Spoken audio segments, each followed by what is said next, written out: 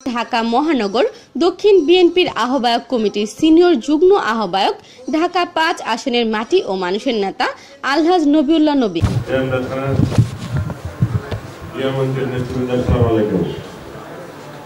আসলে বক্তৃতা দেওয়ার টাইম নেই, আজ শুরু হয়ে গেছে। তবে জায়গা আমরা আন্দোলন সংগ্রাম করেছি, ১৬ বছর করেছি, বৈষম্য বিরোধী আন্দোলন করেছি। এই যাত্রাবাড়ি ডাঙ্গা থানা থেকে আন্দোলন সংগ্রামের সরকার পতন হয়েছে। তো যাক, এই জন্য দেশ নায়ক তারেক রহমান আমাদের এই আন্দোলন সংগ্রামের পুরস্কার হিসাবে ঢাকা মহানগরীর দক্ষিণের আগামী নির্বাচনের প্রার্থী হিসেবে আমাকে গ্রিন সিগন্যাল দিয়েছে।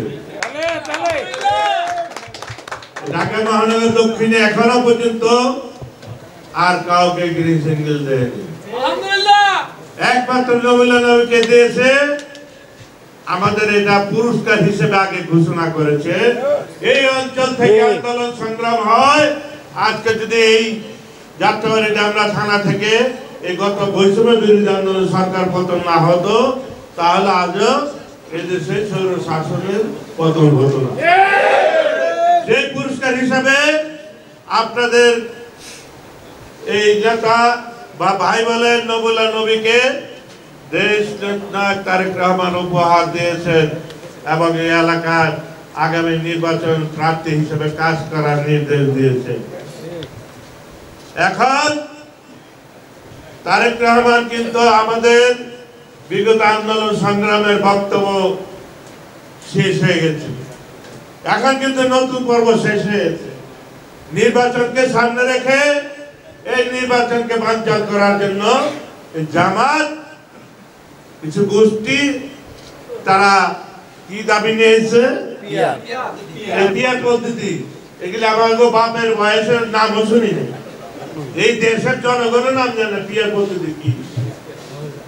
কারণ এরা জানে যে দেশে সুস্থ নির্বাচন হলে তারা আখেরাত পর্যন্ত তারা ক্ষমতা আসতে পারবে না। এই জন্য তারা ষড়যন্ত্র করছে, তারা সবসময় ষড়যন্ত্র করছে। জামাত তারা ইসলামী দল বলে, আমি বলবো না, তারা ইসলামী দল না।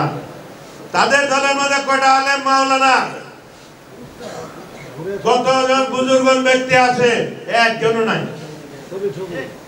এদেশে অনেক অনেক ইসলামী সংগঠন আছে, তাদের সমর্থন আমাদের রয়েছে।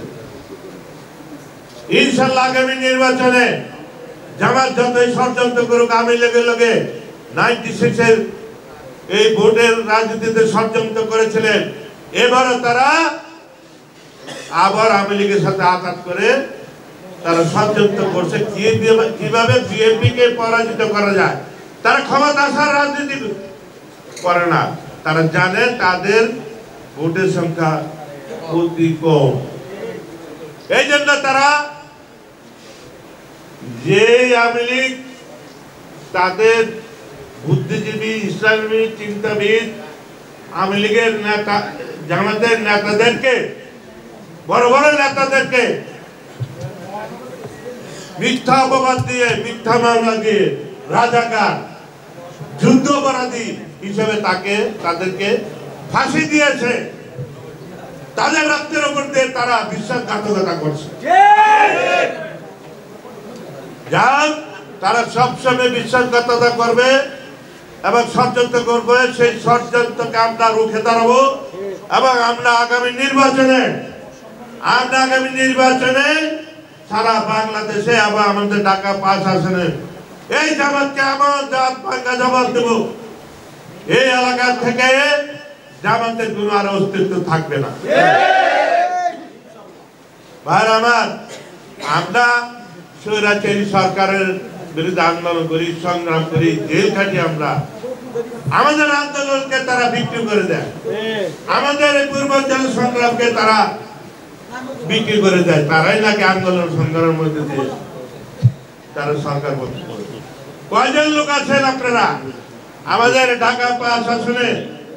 আপনারা ১০-১২ হাজার ভোট আছে, এই বেশি আপনারা আশা করেন। এখন আপনারা কি করছেন? ভোট বাড়ানোর জন্য আওয়ামী লীগদেরকে অনুপ্রবেশ করছেন।